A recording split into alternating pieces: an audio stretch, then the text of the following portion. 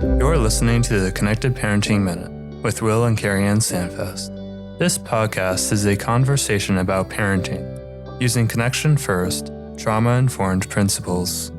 Because when you lead with connection, everyone feels seen, which is the foundation to a more peaceful home. This podcast reminds you that you don't have to be a perfect parent, but we can all get a little better, one connected parenting minute at a time.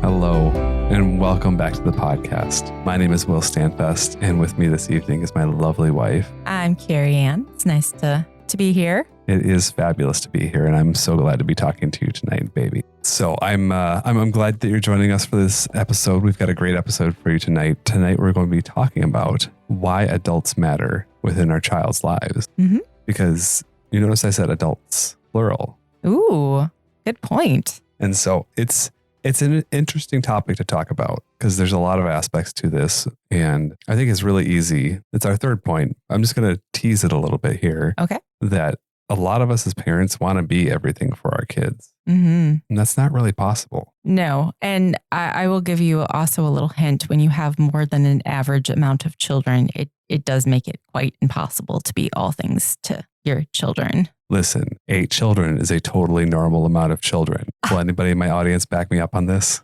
I have a feeling probably the numbers are on my side on this. It's not an average amount of children. A totally normal amount of children. I didn't say it was average. I said it was totally normal. Okay. Anyway. So why do adults matter in a child's life? Point number 1, adults can model good behavior and bad behavior in your child's life. That's absolutely true. I think there's a point that I wanted to bring up that when we have our children, we want them to do well. We want them to grow. We want them to learn. We often kind of think, well, we want them to be good kids, and I'm air quoting good kids. But I think we tend to forget that we want our children to be growing into good, and again, air quote, adults. Mm-hmm. And so when we have people in our kids' lives, I mean, we are normally the primary adults in our child's life for a good number of years, even before they start school, if they go to, a school setting. And we want those adults to model what it's like to be an adult. I think that sounds a little redundant, but the point being is that children are going to reflect what they see modeled for them. Have you ever found yourself saying something that your parent told you when you were a kid without even thinking about it? Yes. I mean, I know that I have. I love my parents. If they ever listen to this, I love you guys.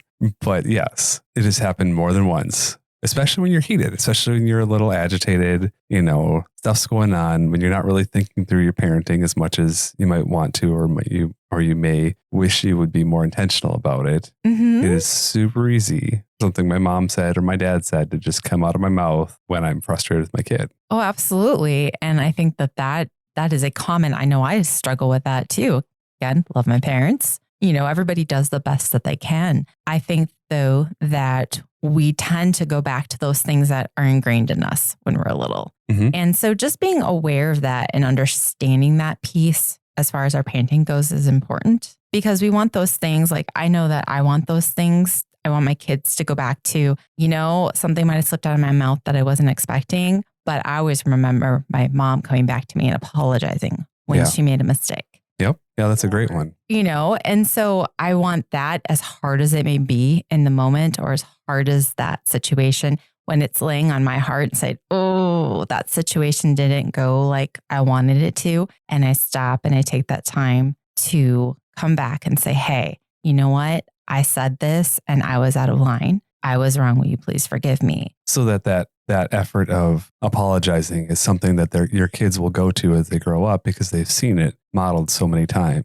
Yeah, unfortunately, a lot of times. But I mean, it's good because, we need that. But as me, the parent, it's hard to apologize, but I have to be the adult. Let me pick on that one point there, though, too, is you feel bad that you have to apologize. You feel bad that you make mistakes. Mm-hmm. And I think it's an important thing for us as parents to say out loud that a lot of us have parent guilt.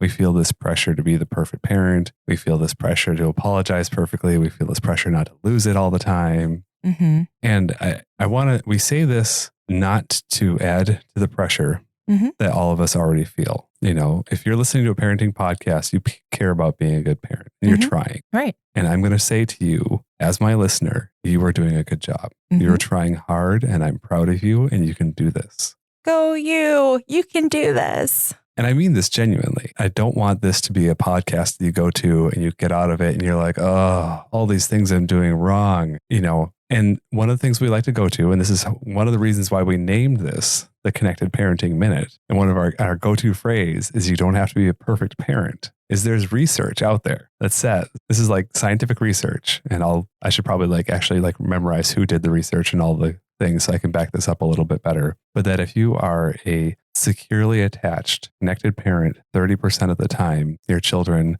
are highly likely to have a secure attachment style as they grow into adults. 30%. That's not a high number. 30% is not a failing grade when it comes to parenting. And so every time we talk about these things, don't feel bad. I want you to find little things you can do. Again, 1 minute at a time, one connected parenting minute at a time. We're trying to just pick out little things that you can just do a little bit better tomorrow, or you can do a little bit better today, and you can kind of keep moving forward. Because again, going back to CarrieAnn's point, more is caught than taught with our parenting. Your kids will pick up more on what you do than on what you say.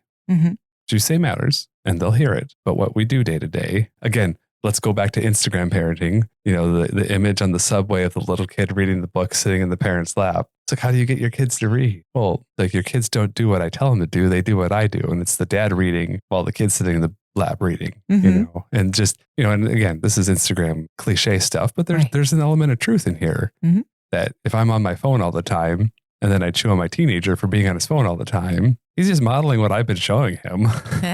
Oops. And so for parents that might be closer to our age, stop me if you've heard this phrase before, do what I say and not what I do. Yeah, I may have heard that more than once. And I love my parents. They are absolutely the best parents. It was funny as I would hear that as a kid, and I was kind of a bit of a handful. I will be honest about that. My poor parents didn't know what to do with me. I was the firstborn child, the only girl, and I kind of ruled our home for a long time. I couldn't help it. I was a really good leader. You're a strong and passionate leader. I was, and I still am to some degree. It never sat well with me, that phrase, because I was like, hold the wagon here. You're telling me to do what you want me to do, but you don't have to do that. It never sits well with you. It doesn't. And I think our kids realize that too. Oh, yeah. It doesn't sit well. So being honest with yourself, do what I say, not what I do, does not work. And more is caught than taught. Right.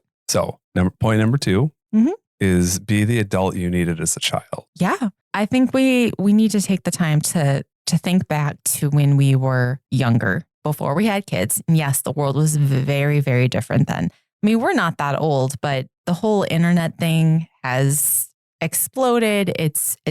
Kids are very, very different. And that's fine, but some of the same needs are still there. And so we need to stop for a minute and think back to what we needed as young adults, as, preteens, as teenagers. Well, when we were our kids' ages. Right, exactly. What things mattered to us? What things got through to us?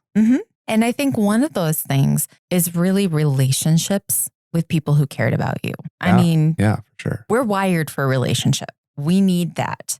Our kids need that. And right now, I think a lot of times our kids are getting a lot of those relationships through their social media or through, kind of half-hearted. It's different, but we still need relationship and we crave relationship.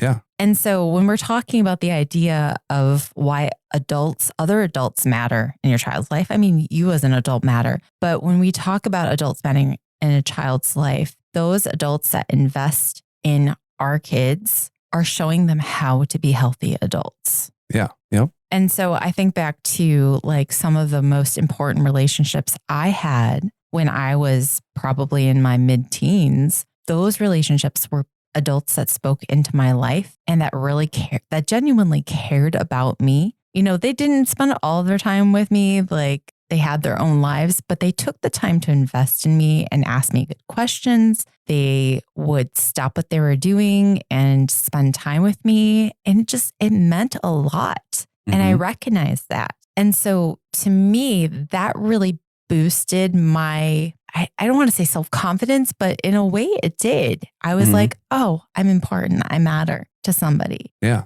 I mean, I had more than one of those relationships. And I think back to my most meaningful relationships that I had. I mean, I had friends and stuff like that, but they were trying to figure out what's going on too. And so I think that when we invest in our kids, helping them find good relationships, that we are really helping them figure out who they are. Yeah. Wow. That's really good. That's really good. And I think a couple of the things that stuck out to me in what you just said there too is that this is a person who made time for you, person who showed genuine interest in you, asked good, kind of add that active listening, good question kind of thing. And it sounds like it was more than just a one-way relationship too. Yeah. Well, I mean, one of the things that she would always tell me was that we were a mutual blessing to each other.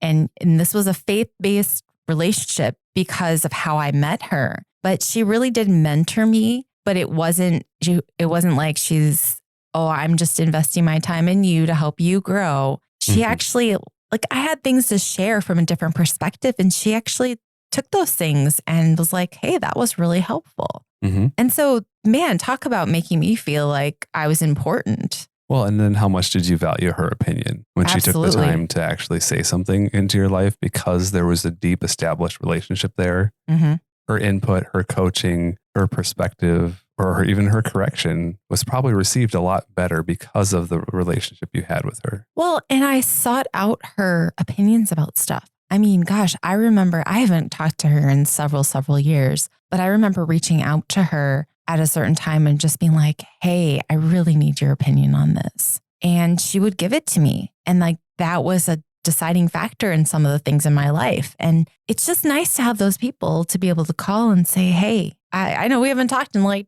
10 years or whatever. What do you think about this? And it was really important. I think back and I'm like, oh, maybe I should look her up. You should. That's cool. And so for parents, being able to get out of that day-to-day survival, clean your room, do the dishes, take care of the dog, and being able to make time for those good questions, that genuine active listening, making your children feel like you have a mutual relationship, not just a one-sided relationship, gives you opportunity as a parent to be able to do the stuff that we want to do, the coaching, the what should I do with my life, Dad? Well, son, I really see this in you. The things we would deeply want to speak into our children, coach them about, and help guide them in life, that only comes after you have a deep connected relationship. And we can see that in mentor relationships we either had as children or that we have as adults. How many adults that don't really listen to you or kind of blow you off at work? How many of them, if they went to you and said, hey, CarrieAnn, I really think you need to change this about your life. It doesn't seem like you're doing the right thing here. That doesn't make a difference. I know. It's like, I'm like, I am instantly tuning you out because I literally care nothing about what you say.